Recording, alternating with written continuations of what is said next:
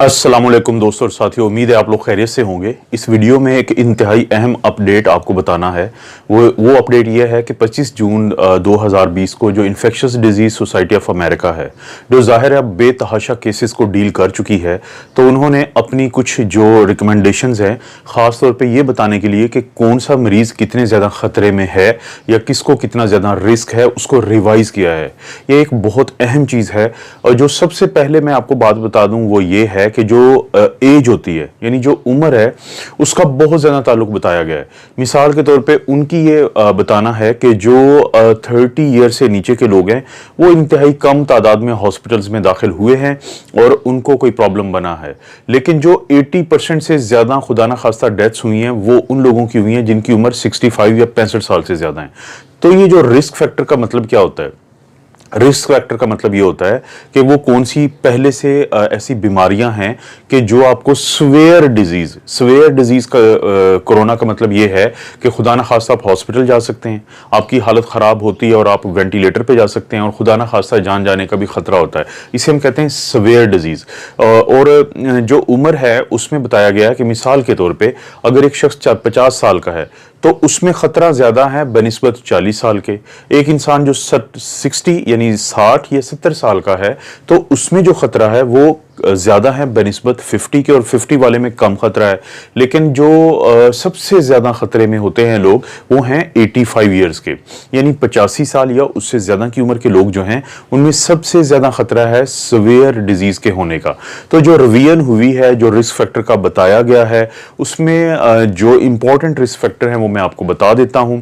वो लोग जो पहले से इन बीमारियों में मुब्तला हों, अगरचे उनमें ये रिस्क के उनको इन्फेक्शन होगी तो ज्यादा नहीं है, लेकिन अगर इन्फेक्शन हो जाती है तो उसकी वजह से उनमें खराबी ज्यादा पैदा होगी। हॉस्पिटल में जाना, आईसीयू में जाना और बाकी मामलात की खराबी इन लोगों में ज्यादा होती है। तो ये कौन कौन से लोग हैं? ये हैं क्रॉनिक किडनी डिजीज, यानी वो लोग जिनके गुर्दे पुराने खराब चल रहे हों, ठीक है। और इसके अलावा है क्रॉनिक ऑब्स्ट्रक्टिव पल्मोनरी डिजीज, जो गुर्दों वाले मरीज है, हो सकता है ये डायलिसिस पे भी हों।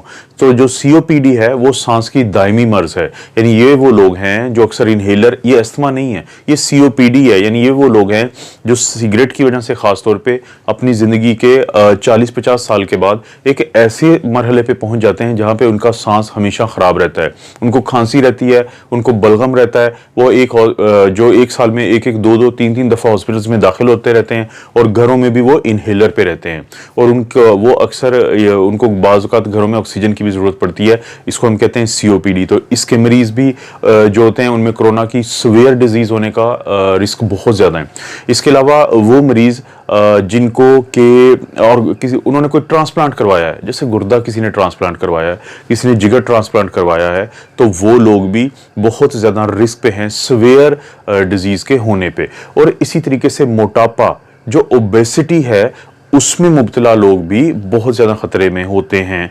और कैसे पता चलता है कि जो मोटापा कितना ख़तरनाक हो सकता है? इसे हम कहते हैं BMI, बॉडी मास इंडेक्स, यानी हम वज़न को लेते हैं किलोग्राम में और हाइट को लेते हैं स्क्वायर मीटर्स पे, यानी वज़न को हम डिवाइड कर देंगे या तकसीम कर देंगे हाइट पे स्क्वायर मीटर्स में, तो जो जवाब आएगा अगर वो 30 या उससे ज़्यादा है, इसका मतलब है कि ये मोटापा ख़तरनाक हद को छू रहा है। इसके अलावा जो अगला रिस्क फैक्टर है वो है किसी को दिल की पुरानी सख्त या ज्यादा जो स्वेरिटी के साथ बीमारी का होना, मसलन हार्ट फेलियर किसे कहते हैं कि किसी को हार्ट अटैक हुआ, उसके दिल के पट्टे बहुत कमजोर हो गए और बार बार फेफड़ों में पानी जाता है, तो वो मरीज खतरे में है। दिल की एक और बीमारी होती है जिसे हम कहते हैं कोरोनरी आर्टरी डिजीज। इसका मतलब होता है कि जो खून की 3 नालियां हैं कोरोनरी आर्टरीज, उनमें कहीं पे क्लॉट है और वो मरीज को अगरचे हार्ट फेलियर तो नहीं है लेकिन उसको दिल की बीमारी चल रही है, तो उसको भी खतरा है। और इसके अलावा बाज मरीजों के दिल के पट्टे वैसे ही कमजोर होते हैं अगरचे खून की नालियां ठीक होती हैं, इसे कहते हैं कार्डियोमायोपैथीज, तो इनके मरीज भी खतरे में हैं।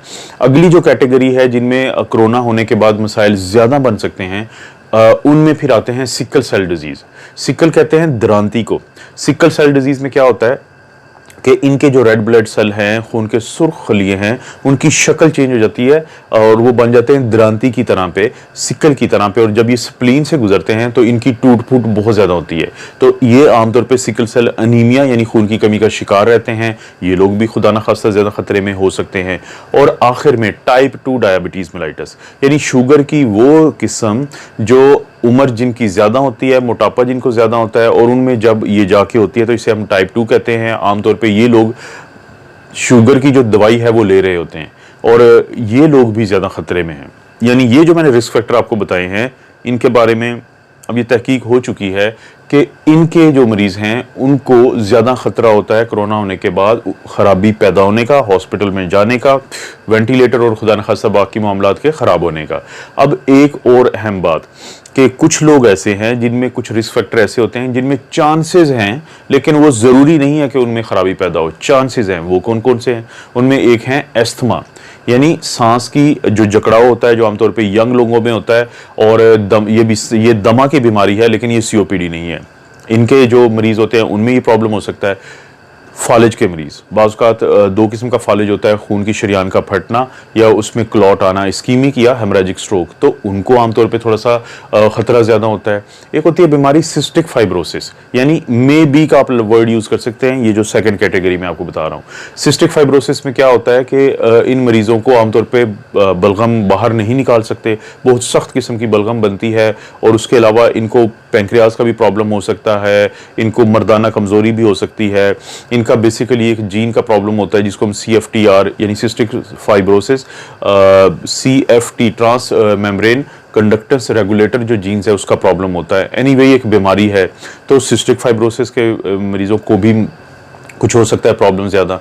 और एक खुशी की बात है कि जो ब्लड प्रेशर के मरीज़ हैं जिनको पहले समझा जाता था कि ये बहुत बड़ा रिस्क फैक्टर है, अब उसको उन्होंने कैटेगरी चेंज कर दी है और वो इस कैटेगरी में आते हैं कि मे बी कि ये एक मे बी रिस्क फैक्टर है। तो ब्लड प्रेशर के मरीज़, इसके अलावा वो जो हामला ख़वातीन हैं वो भी मे बी रिस्क फैक्टर में आते हैं कि ये हो सकता है।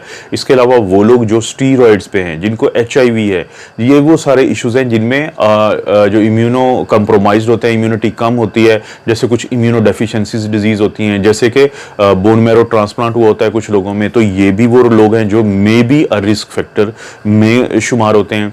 और इसके अलावा जो कुछ लोग हैं उनमें लिवर की डिजीज़ होती है, यानी अगर किसी में यानी कि जो जिगर है उसका प्रॉब्लम है तो उनमें प्रॉब्लम हो सकता है।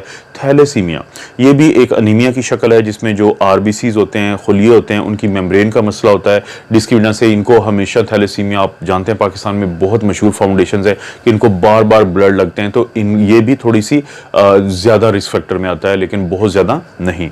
इसके अलावा वो लोग जो स्मोकिंग करते हैं, जो सिगरेट पीते हैं, उनके अंदर भी ये रिस्क फैक्टर हो सकता है किसी हद तक कोरोना की सीवियर डिजीज़ होने का। टाइप 1 डायबिटीज़ मेलाइटिस यानी टाइप 1 डायबिटीज़ मेलाइटिस वो होती है जो जवानों में होती है, जो आमतौर पे इंसुलिन पे रहते हैं ये लोग, तो इसको हम कहते हैं जुवेनाइल यानी जवानी वाली डायबिटीज़ मेलाइटिस या टाइप 1। तो और इसके अलावा कुछ लोग होते हैं जिनमें लंग्स का यानी फेफड़ों का एक ख़ास मसला होता है जिसको हम कहते हैं पल्मोनरी फाइब्रोसिस। जो पल्मोनरी फाइब्रोसिस के मरीज़ होते हैं उनमें भी ये रिस्क फैक्टर किसी हद तक ज़्यादा हो सकता है।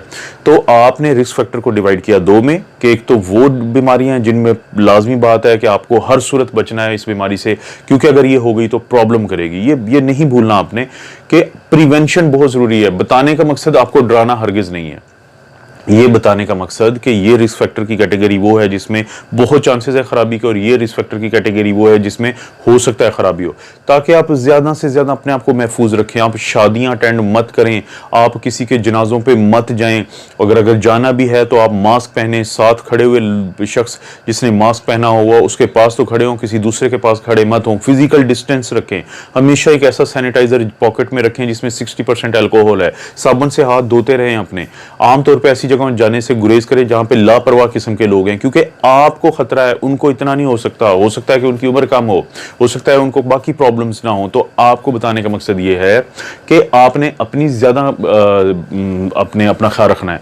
आखिर में एक जो रिस्क बताया गया है कि वो तमाम बच्चे जिनको कोई पैदाइशी बीमारी हो, जिनको जैसे कि दिल का मसला होता है, वो तमाम बच्चे जिनको कोई जहनी प्रॉब्लम है, जैसे सीपी चाइल्ड यानी सेरिब्रल पाल्सी के बच्चे, तो वो तमाम बच्चे जिनको पहले से ही कोई बीमारी चल रही हो, मेडिकल की, जेनेटिक कोई प्रॉब्लम चल रहा हो, ब्रेन का कोई चल रहा हो, न्यूरोलॉजिकल कोई डिसऑर्डर चल रहा हो, वो ज़्यादा उनको रिस्क है इस बीमारी के ख़राब होने का बेनिस्बत आम बच्चों के, क्योंकि आम बच्चों में बहुत कम ये बीमारी ख़राबी पैदा करती है अगर वो बीमार भी हो जाएं। तो मुझे उम्मीद है इससे आपको किसी हद तक कुछ अंदाज़ा हुआ होगा।